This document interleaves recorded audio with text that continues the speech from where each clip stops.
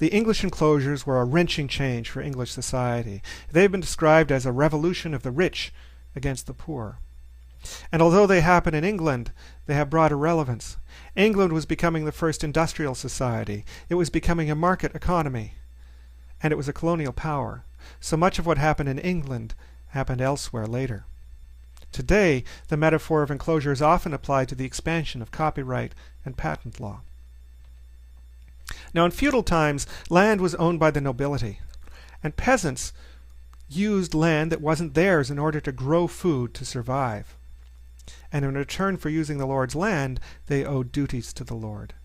They would provide him with a certain proportion of their crop, and they would also have to work with him and obey him in other ways. Even freedmen needed access to resources such as firewood in the forest in order to make a living.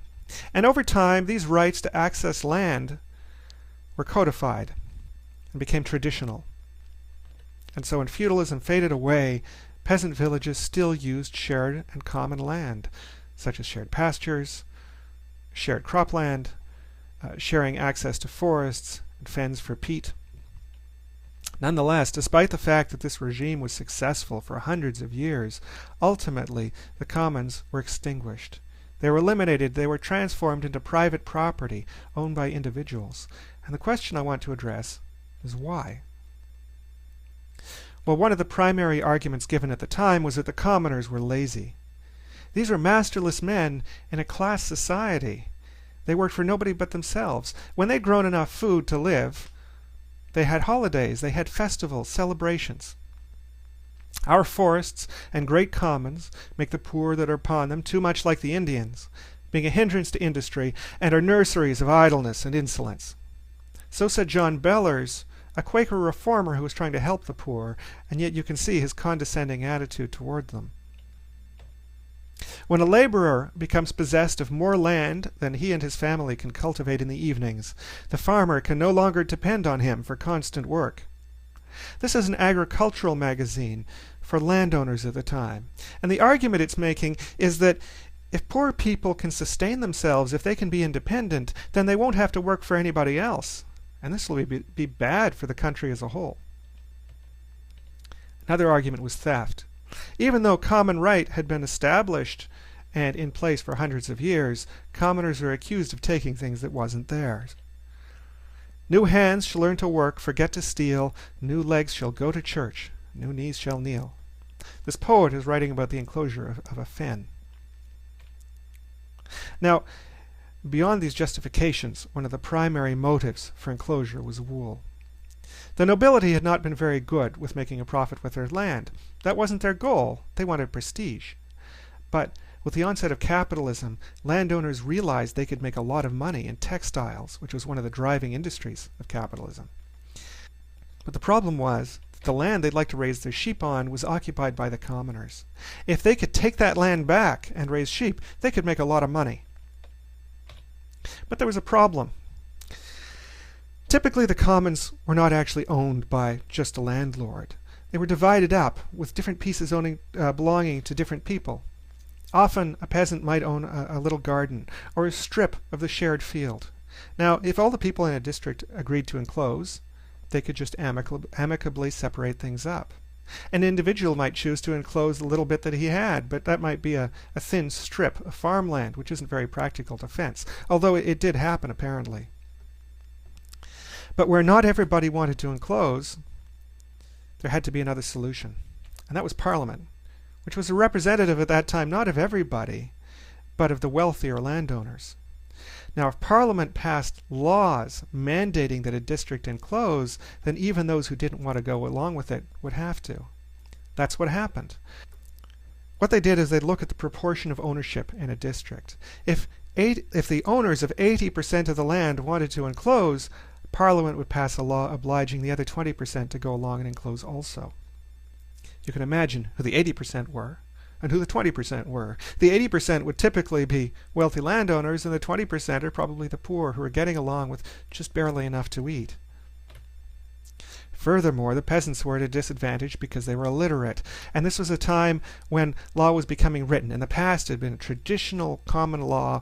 Often agreements were oral. Now things were written down, and if a poor man was asked to prove that he had a common right to use land, he couldn't produce any documents.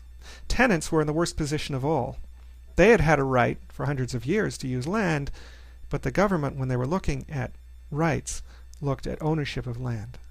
So in the case of enclosures, owners of property could be compensated for the loss of common right, but tenants weren't. They were left high and dry. Now in many cases, enclosure acts required the owners of land to actually physically enclose the land with fences. For a poor peasant, this could be an expensive proposition. He would have to build a fence, and to do that, he often had to sell some of his land to afford the cost. Once he'd done the enclosure, he would discover, in many cases, that he didn't have enough land left to survive, to live on, and he had to sell the rest and go elsewhere looking for a way to make a living. The injustice of the enclosures was fought hard by the poor, who did things like destroying the crops of enclosures. Here's a peasant complaining, "Should a poor man take one of your sheep from the common, his life would be forfeited by law. But should you take the common from 100 poor men's sheep, the law gives no redress." The landlord to whom he is writing said, "You're being rude. I'm not going to talk to you." And presumably, he lost his common right. This produced a huge increase in pauperism, that is, destitution, extreme poverty in England, which was one of the major social problems of the time. Harsh laws were passed trying to deal with this. Some of them made it so that a man without work could be forced, obliged to work for anybody who could take him. Sometimes these people were imprisoned, even maimed. A second charge of vagrancy after a first offense could result in execution. Another solution was transportation. Paupers could be picked up off the streets, collected together on ships, shipped overseas to places like Australia and North America to work. And the hardships were great. In some cases, the majority of the people on a vessel would be dead within a few years from how difficult life was overseas. Even children would be swept off the streets and just plonked on a ship to be shipped out. Of those who remained, they still had to find a way to make a living with their villages disintegrating, with no way to grow food. Well, the Industrial Revolution was happening at this time, and the factories in the cities had a great need for cheap labor. And so the peasants, the former peasants, were perfect for this. But what they found was a life very different from what they'd had before. The peasants before had grown enough food to eat, and then, when they could, they'd taken it easy. In the factory, the hours were very long. 14-hour days were not untypical. Children had to work. Many of the machines were built to the height of children, because that's who their workforces were. And the pay was very, very little. It was just barely enough to survive. Here's Alexander Baring, a banker, complaining to the government about the price of bread. "The laborer has no interest in this question," he says. "Whether the price be 84 shillings or 105 shillings a quarter, he will get dry bread in the one case and dry bread in the other." In other words, for the industrialist, if the price of bread goes up, he's going to have to pay more to his workers because the workers are being paid barely enough to eat. The environmental effects were awful as well. The smog and the smoke was so thick that in the 19th century there were parliamentary hearings to find out whether children were growing up with rickets from the lack of sunlight, as indeed they were, and scientists were starting to realize. A representative of industrialists went before Parliament, in fact, in one case and said, "Look, there's not a problem. We've got the modern conveniences in our factories. We've got gas lighting. It can substitute for the sun. The kids will be fine." Of course they weren't. Not in the short run. For a generation or two, there was absolute misery. In the long run, the enclosures may well have contributed to the success of the Industrial Revolution, which produced much of the wealth that we enjoy today in the developed countries. Despite the great injustices of the enclosures, we must be careful not to be too romantic about the village life that preceded them. The people in those villages had very little freedom to choose where they lived, who they lived with, or what they did in their lives. They had faced the ever-present worry about starvation.